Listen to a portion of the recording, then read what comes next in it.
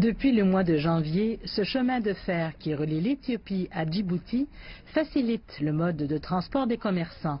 Les trains de marchandises ont une capacité de transport de 3 500 à 4 000 tonnes de fret, le gouvernement éthiopien anticipant jusqu'à 7 millions de tonnes de fret par an.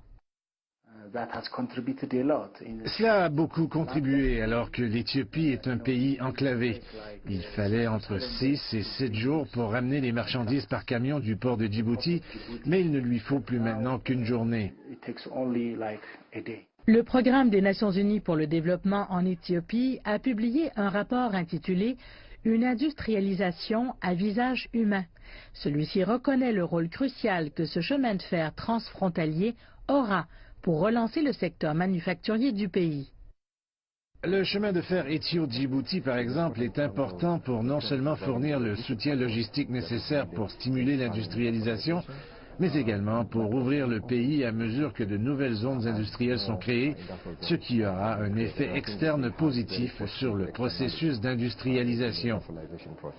Mais au-delà d'un simple lien ferroviaire entre les deux pays, les économistes estiment que ce projet est un stimulant pour la croissance régionale. L'initiative Ceinture et Route est de créer une connexion entre tous les pays. Nous aimerions aussi voir une liaison ferroviaire entre le Kenya et l'Éthiopie et une autre pouvant aller jusqu'en Égypte. Et donc, au bout du compte, nous avons une connectivité entre tous les pays africains, ce qui procurera des avantages en termes d'avancée de l'intégration régionale sur le continent.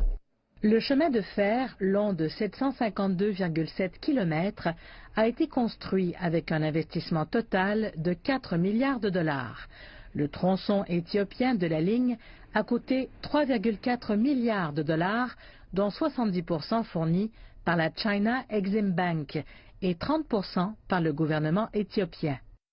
La Banque mondiale reconnaît le rôle de la Chine dans son soutien aux investissements dans des projets d'infrastructures clés, tels que ce chemin de fer Éthiopie-Djibouti. Elle dit que le continent a encore besoin de beaucoup d'aide pour développer son économie et qu'il y a assez de place pour de nombreux financiers.